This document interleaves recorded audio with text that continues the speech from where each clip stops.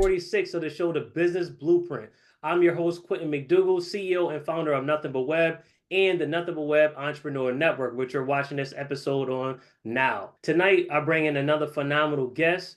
Actually, I'm gonna pat myself on the back. This is my 5th international episode. So those of you that are new to the Business Blueprint, every third Wednesday, I bring you a live episode where I bring in different experts in their field and they share their expertise with you and teach you not only how to be a better entrepreneur, but also to help you help out and reach the community and increase sales and everything that you need to know. And this week is no different. Tonight, I have Kwame Sarfo-Mensah, CEO and founder of Identity Talk for Educators. As you can see, he's right here. Again, a live episode. Kwame, say something to the people, say something to the wonderful audience watching around the world. Tell them where you're coming from right now. Man, what's good, everybody? I am tuning in from Lusaka, Zambia. So Southern Africa. See, another international episode. I told you, you saw the promotion this week. I'd never fail with bringing you these hit shows. So for those of you that are new, you're watching this on the Nothing But Web Entrepreneur Network, and I love to start every episode off with a personal story because everybody I bring on as guests are people I know in real life. All these superstars is crazy. I know them all, and I'm gonna bring them here with you, and I know they're experts in their field. So this brother right here, most people say they know people for 2 years. Some people are lucky enough to know people for 5 years, 10 years, 20 years. This brother and I go back to elementary school together.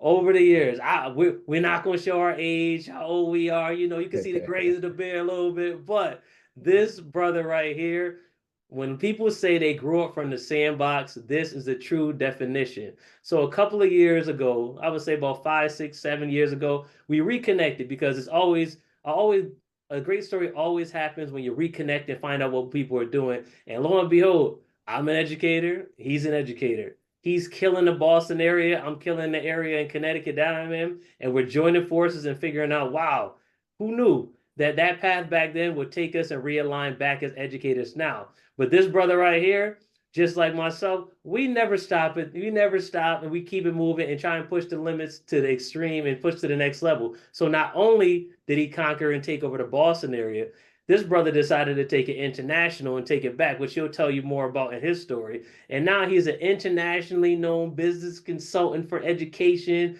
internationally known author, and I am glad to call this brother my true friend because nowadays it's hard to find genuine people, and he is definitely one of those genuine people. So without further ado, Kwame, tell the people about yourself. The floor is yours, and I appreciate you joining me on episode 46, How to Leverage Purposeful Content to Elevate Your Brand on the Business Blueprint Show. Kwame, the floor is yours. Man, Quinn, I appreciate it, man. And it's always good to connect with people who you literally grew up with. I mean, for us, man, going back to Laurel Elementary and then going into the Carmen A race. So people don't know about that chapter as well. So if you grew up in Bloomfield, you know about the schools. But anyway, it's an honor to be here, and I'm about to take you everywhere I go. You gotta be my official hype man. The way you put the flowers out there, man, unmatched. Listen, man, I'm But here, and again, it's your time, man. Shine just like you always do, man. yes, sir. So a little bit about myself. As Quentin mentioned, my name is Kwame Sarfo-Mensah, and I grew up in Bloomfield, Connecticut, just like Quentin. As he mentioned, I come from a family where both my parents came from Ghana, West Africa. They moved to the States in the late 60s and decided to start a new life here in the United States, where they had 4 children, including myself. Growing up, I was the type of person that was really into sports. Sports was my thing. So I was playing everything from basketball, football, baseball, and that's all I knew. And as time went on, I started to see other career paths. So, I mean, K through 12, I was just going to school, doing my schoolwork, doing extracurricular activities, playing sports. And then eventually, when I got to college, in Philly at Temple University, that's when I started to discover a love for children. So during my freshman year, walking around main campus, and I bumped into a sister who was running a mentoring program for young people in the Philly area. And she was looking for some volunteers to serve as mentors. And me at 19 years old, I was looking for things to do on campus. I was super green. So I just decided to try it out, see what would happen. And lo and behold, that's how my career in education started. And I just caught that bug immediately. And then, next thing you know, the very next year, my sophomore year, I ended up getting a work study job at the local YMCA where I served as an after school tutor, mentor. Eventually, I would do summer camp counseling as well. And I would do that for the remainder of my undergrad until I graduated. So now I'm getting out of school and I have these two passions. So I was a math major. So math was one passion, and then there's children. So I had to think of a career that would allow me to continue to pursue that passion of math, but also um, continue with that love for children. And that's how I decided to become a math teacher. And that's what got me into the education game officially. So since 2006, I've been in this field, and it is the best decision I've ever made. I'm sorry, one of the best decisions I've ever made. The best decision I ever made was marrying my wife.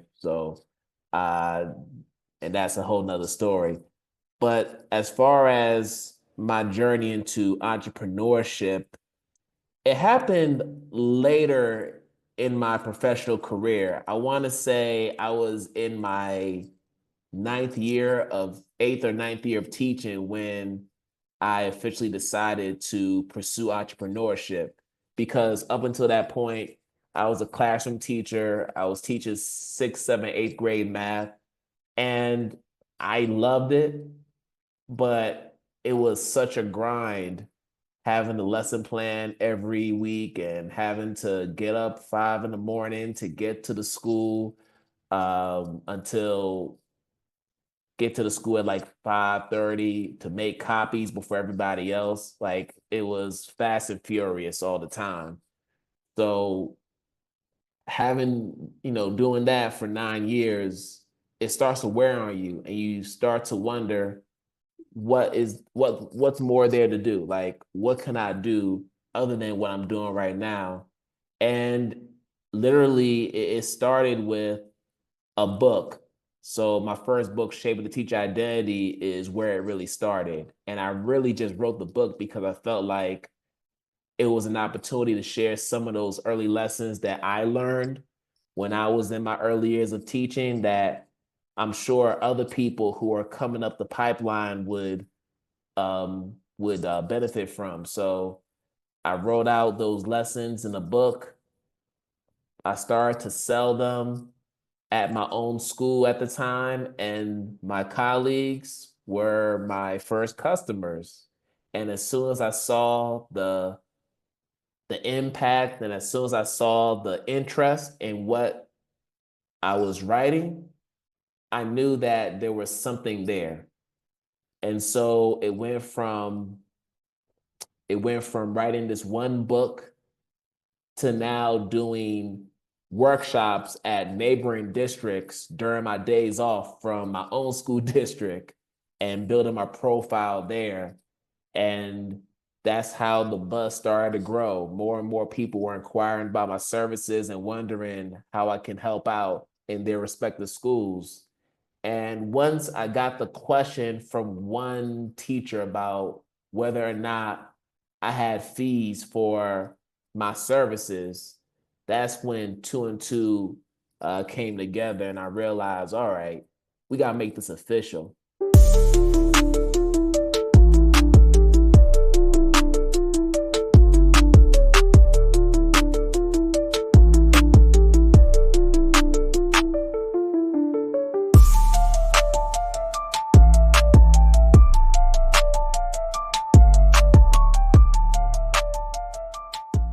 So I started an LLC, and May 2019, that's how Identity Talk was born. And we're going on almost 6 years in operation. Quinn's been there from pretty much day one as my website manager and designer. So, I mean, he's been there from the beginning and has seen the evolution of Identity Talk. So I'm happy to be with you all today. And I want to talk about this topic, which I feel is pertinent to people who are active entrepreneurs or are aspiring entrepreneurs. So we want to talk about the importance of leveraging purposeful content to elevate your brand. So I have three main keys that I want to talk about today. And I believe that these are important things that you want to account for when you're engaging in your journey in entrepreneurship. So the first thing I want to talk about is the importance of diversifying your content strategies. So when you're thinking about your business, you want to come with the mindset of, hey, I'm a brand. And because I'm a brand, I have to represent myself in the most relevant fashion. Anytime people see me, I gotta be consistent with my messaging. I have to be consistent with the content that I put out. And I have to make sure that everything that I say and everything that I do is in alignment with the mission of whatever my business or organization is. So the one thing you want to think about as you're diversifying is, number one, your target audience. You might even want to survey them to see what type of content they like to engage in. So in my case, I podcast, and that's how a lot of the people who follow me learn about my work, but I also write books for people who like to read. I also consult. So there are schools who reach out to me to serve as an advisor or consultant to help them with whatever issues they have within their school communities.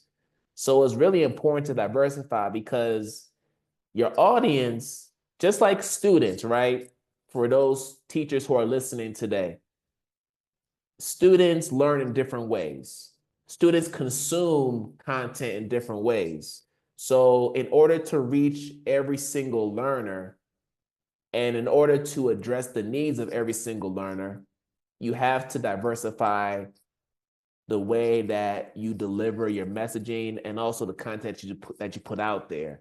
So you want to make sure that you do that, because if one channel of content gets shut down, you at least have other options in order for that to happen. So like right now, I'm in the process of migrating some of my asynchronous e-courses onto a different platform because I'm busy doing other things. And you want to make sure that you have different types of content out there that's going to operate on its own without you having to be there. So in our case, because we're entrepreneurs and the goal is not only to live in our purpose and our passion, but also you're trying to generate income, you're trying to generate wealth. And in order to do that, you have to have some channels of passive income. So passive income meaning you don't need to work or get your hands dirty in order to earn that money. The money just earns itself as you're doing other things. So you want to make sure you have those things together. So diversifying your content strategies, because depending on what's going on in our world, there's going to be a need to diversify your content.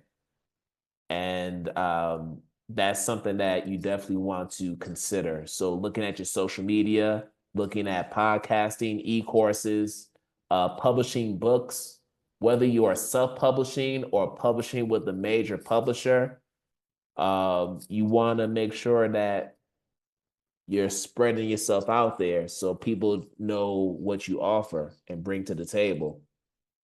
The second point I want to talk about is leveraging LinkedIn. So when I first started using social media, I was team Facebook for about 10, 11 years. That's the only social media network that I used. I didn't use Twitter. I didn't use Instagram. It was just Facebook. And honestly, I was just using it casually to connect with family members and friends. I wasn't using it with the mindset of connecting with other professionals. That didn't come till later on. So I went from using Facebook to then using Instagram. So at the height of COVID, that's when I started to get real active with Instagram because I noticed that there were a lot of teacher influencers using Instagram to do lives, to share content about their teaching practice and other expertise. And that intrigued me so much that I decided to hop on the bandwagon and share what I bring to the table, which is all about teacher identity. So that's how I started to get into social media seriously as an entrepreneur. But then I started to use LinkedIn a few years later. And I saw that it made more sense to focus more on LinkedIn because now that I'm abroad, I wanted to connect with people globally. And there is no social media network that's more global and more professional than LinkedIn. LinkedIn is the one social media platform that you should have. If you're someone that hates social media, don't want to have anything to do with it, my word of advice is for you to start a LinkedIn account. And the reason why is because all the major companies have LinkedIn accounts, all the major employers have LinkedIn accounts, and LinkedIn is a great way to connect with professionals in different sectors and industries. If you want to get to know somebody on a professional level, you can vet them on LinkedIn and check out their profiles. It's all out in the open for you. And also, it's a way for you to not only build your network, but also pursue different opportunities. And I can give some examples of how LinkedIn has helped me. When I'm on LinkedIn, I'm all about connecting with people who are passionate about education. So I'm looking at my connections. I'm looking at people who I know personally, but I'm also looking at the people who are connections to the people I know. And if they're connected to those people who are in my circle already, then there's a pretty good chance that I should be connected with them as well. So I'm going to try and form some kind of relationship with them, whether it's a cold email, whether it's a DM, just expressing interest in connecting and doing a chat over Zoom, just to learn about the work that they do. I just feel like it's a great way to build your platform and connect with different people. So LinkedIn is something that you should definitely leverage. And the great thing about LinkedIn is if you're somebody that is looking to expand that digital footprint, LinkedIn provides opportunities for you to do that. So there's a feature in LinkedIn where they have collaborative articles. So what they'll do is they'll pose a thesis question and they have it for all these different categories based on your professional skills and expertise and an area where you work. And what you can do is for the question that they pose for this article, you can literally just put in your response in the thread. And the more you respond to these collaborative articles, the more LinkedIn views you as a top voice or an expert.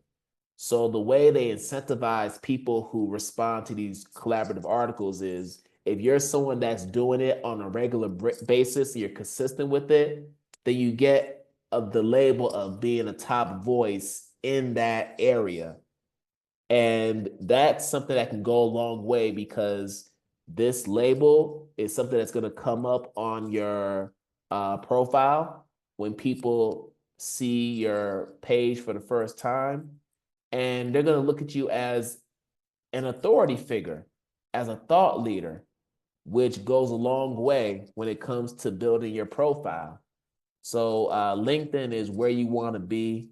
If you don't have a social media platform or account, you at the very least have LinkedIn. It's going to be to your benefit.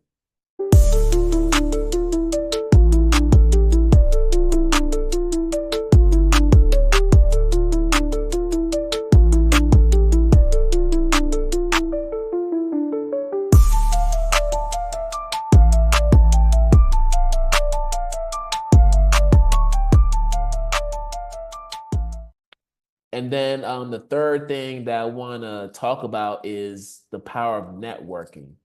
Networking. There was a time in my life where I thought that the people who come with the strongest resume and come with the strongest skills and competencies would be the ones that would get the jobs. But in the real world, it's not about meritocracy. It's really about social capital. People really care about who you know and how you're connected to them.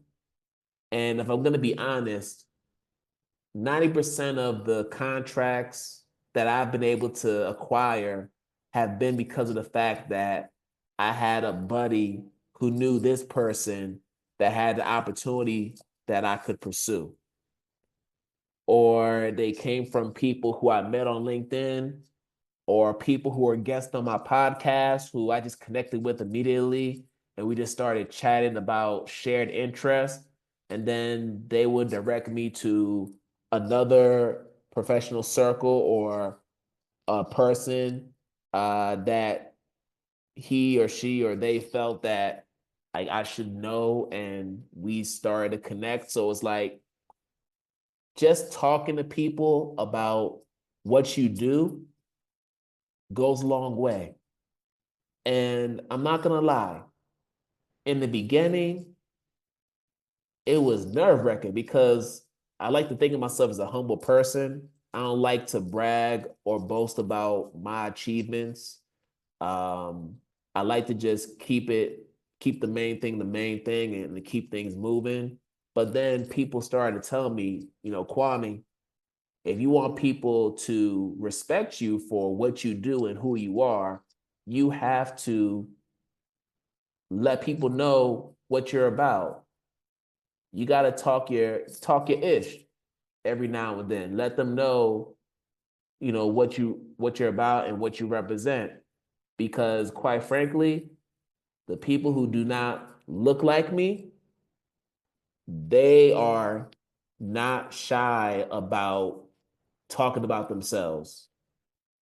So whether I'm at a party, which has nothing to do with education or business, I'm going to make sure that I'm letting people know who I am and what I do.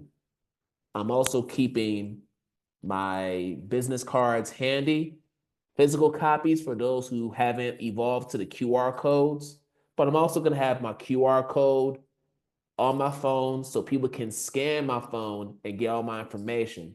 So I'm always ready to connect with new people and just tell them who I am and what I do because you just don't know what opportunity lies before you.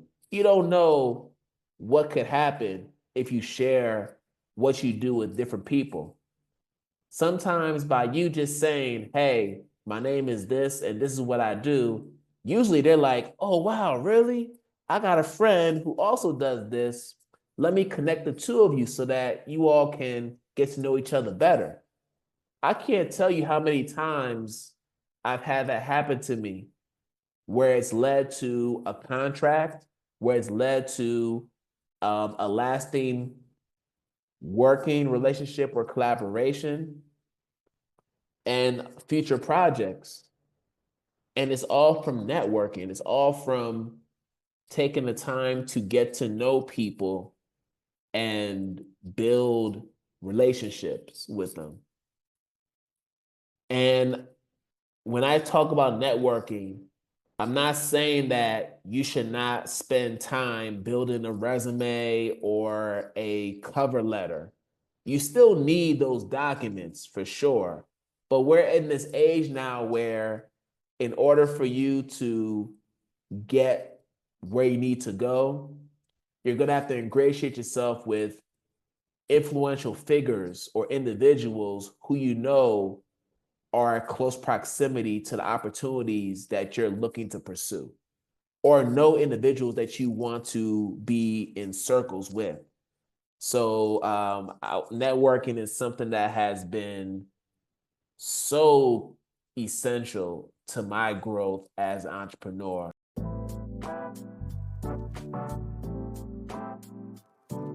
Yes, I am coming out with a book. Yes, the book is on its way. So thank you for everybody that's been sharing the post, that's been supporting, been encouraging. It's in the last phases right now. The cover is done. I'm waiting for one person in particular, which I'll be reaching out and then talks with to do the forward of the book. But then the book is available. But if you want to pre-order or kind of get more information, go to Listen, these are awesome tips, Kwame. Thank you for breaking everything down and showing entrepreneurs how to elevate their brand. I got a couple questions for you. Yes, So, you sir. talked about diversification. In your Yes, opinion, sir. because there's a lot of different things going on in the internet, social media, what's your opinion on how many diversification vehicles an entrepreneur should have? I mean, I know you talked about the book, you talked about the podcast. What's your opinion on that? So as you're diversifying, you don't want to OD it. You definitely don't want to do that, because then you become a what's the term? Like jack of all trades, master of none. I believe that's the term. So you want to do, if you're going to diversify, you want to engage with the types of content that you're well versed in. So in my case, I podcast, I write books, and every now and then I'll do a vlog on my social media. But those are my three ways that I connect, that I do my content. And then there's also other pathways you can take, because like I mentioned before, sometimes you're not going to be available to connect with people on live. So you have to have those other passive income channels where people can still engage in your learning. So that's where the e-courses come in. So there's some people who use, for example, Teachable, right? They build their e-course or their master class or workshops there, and people can just literally go there and get all their learning at their pace without you having to be there. You've built the curriculum for yourself, you've done your recordings, and you've housed them into this database where they can go and learn from you without you having to be there. So just really be mindful of what kind of content you're putting out there and who you're targeting, because I think your target audience is going to inform what kind of content you're going to include in your diversification.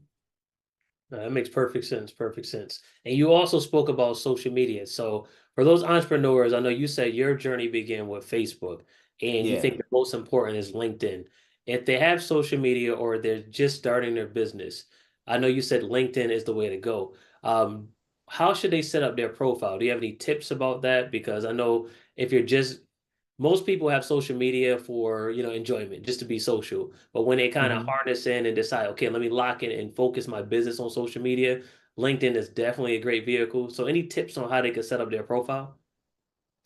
Yeah, for sure. I think for one, when you're setting up your LinkedIn profile, you want to make sure that you include the different assets that you have. So whether it's a blog that you've written, any publications that you've written, if you already have an existing podcast or some other form of content, that could be something that you put in your feature section. Okay. But in terms of the actual resume that you put on, your experience, you want to put the things that are most relevant to who you are. Because as you know, Quentin, when you set up your page, you have to put a tagline or a headline under your name that lets people know who you are and how you identify, right? Exactly. So they're going to look at that tagline and they're going to see if there's any alignment between that tagline and your experience. Because when employers are looking for talent and they look in LinkedIn for the talent, they search for it there. They want to see that, oh, okay, Quinn McDougal, he's a website designer, he's an entrepreneur, he's a teacher. Okay, I already know some things about him.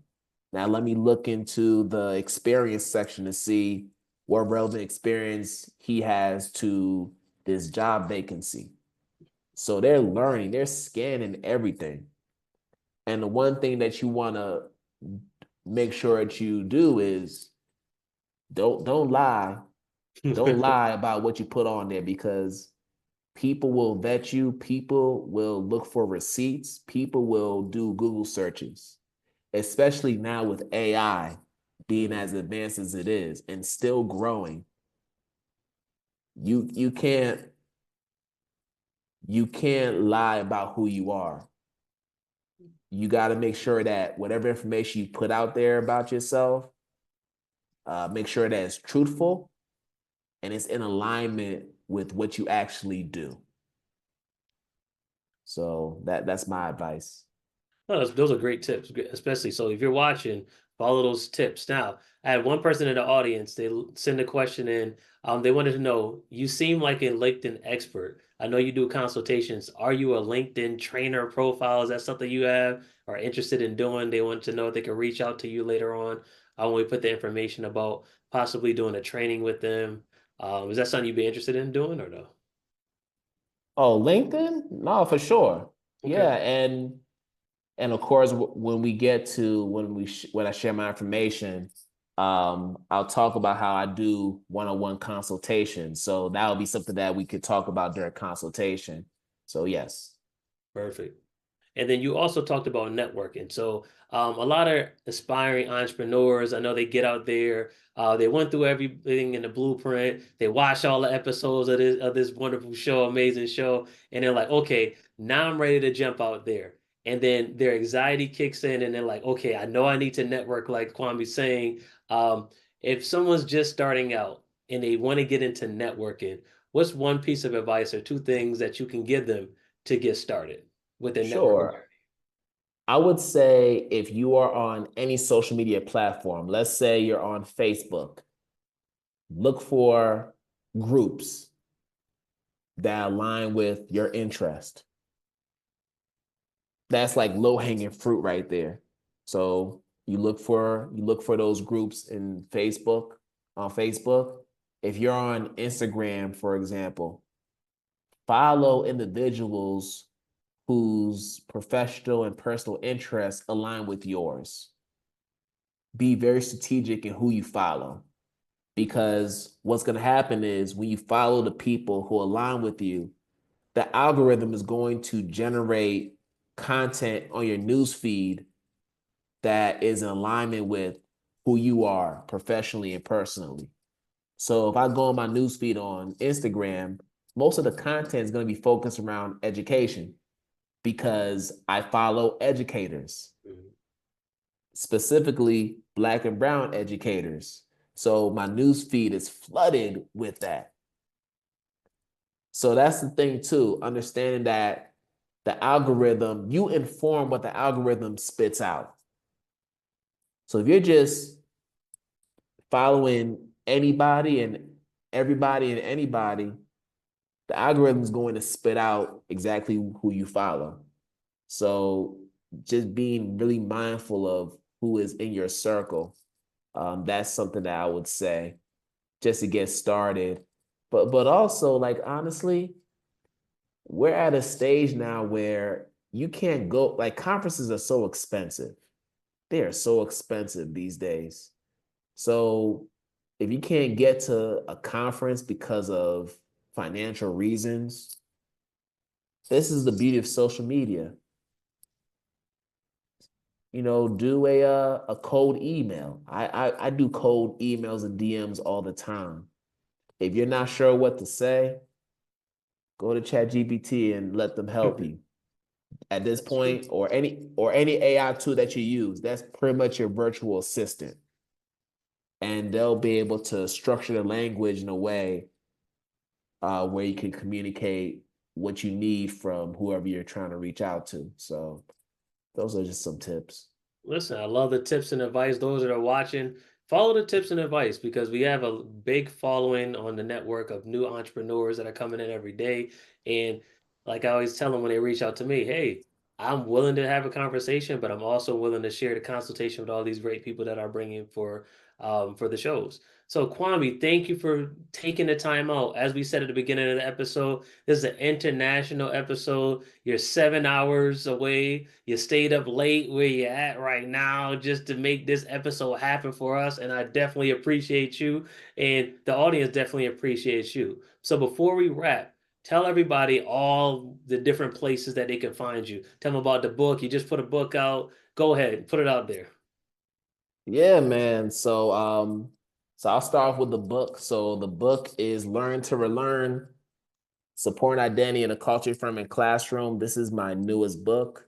This is the third book that I've written, and you can find that everywhere you go. Amazon, Routledge, any online book retailer, you should be able to find it. As far as all my other information, you can go to the main website, which is identitytalkforeducators.com. Over there, you'll find all my social media handles. You'll also find learn more about my professional development offerings. You'll find out about the e-courses. We also have some merch as well. So there is a shop where if you want to get some swag, you can go right on the Okay, website, get you some swag. perfect. Um, and then the podcast as well. All the episodes are housed on the website. So this is the pretty much the information hub for everything Identity Talk and everything Kwame. So make sure y'all check it out. Identitytalkforeducators.com. And see, the gentleman, as he said, he lives what he preached. He talked about the different ways he diversifies. So he gave it a cheat code. He has the podcast, he has the books, he has a platform where you can go and learn more information, and he has an online community network coming soon. We'll keep that under wraps because, yeah, it's coming. See, it's coming. We're cooking Oh it up. yeah, Go I ahead. got one more thing, man, Oh, go that for it. just Go. came to me. So with diversifying, right? And this ties into social media. People get easily discouraged about diversifying because they look at the likes and they look at the views and those metrics. But what you don't realize is if the content is good, regardless of what those metrics say, people will come to the content. And with every vlog that you do, with every blog that you write, with every social media post that you put out there, you are building a digital footprint. It's growing.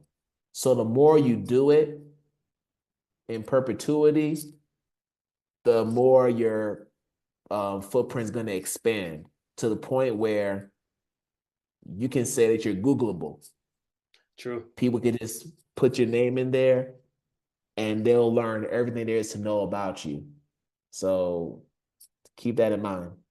Listen, that's a definitely valuable tip. I know, like just myself on my journey. Um, Starting out with these episodes, I didn't put them out there for I put it out there for people to watch, but later on, you never know when they catch fire. You never know when people's going to start to watch. A lot of people, like you said, they get caught up with the likes and the views. To me personally, I love going to a place and someone taps me on the shoulder and say, "Hey, I saw episode 26." Like, really? Where'd you find it? Oh, YouTube. I watched that, and then I went down a rabbit hole, just like all the different episodes that you have right now. So, never as an entrepreneur begin discouraged or be discouraged because it may seem like, you get caught up in the likes and everything and share and just realize that there's more smoke and mirrors that happens, especially with social media. But like he says, the true content and the true value and quality you're putting out there will be represented by you, and people will find it over time. So keep going. So Kwame, Yes, before we sir. wrap tonight, any last words you have? Last words. I would say you gotta bet on yourself. Like entrepreneurship is rough. There's highs and there's lows. Um, just stay the course. Continue to bet on yourself and continue to remind yourself of who you are and what you bring to the table, right? You are a person of value. And as long as you continue to reinforce that in your mind, you're going to continue to show up in that way when people see you. So that's my word of advice. Perfect. And once again, those of you that joined us, I'm Quentin McDougall, CEO and founder of Nothing But Web Entrepreneur Network and Nothing But Web LLC. And we're here with our international superstar, Kwame Sarfo-Mensah, for episode 46, How to Elevate Your Brand Through Purposeful Content. So everyone, thank you for watching us tonight. Kwame, thank you for joining us, and thank you for joining the business blueprint.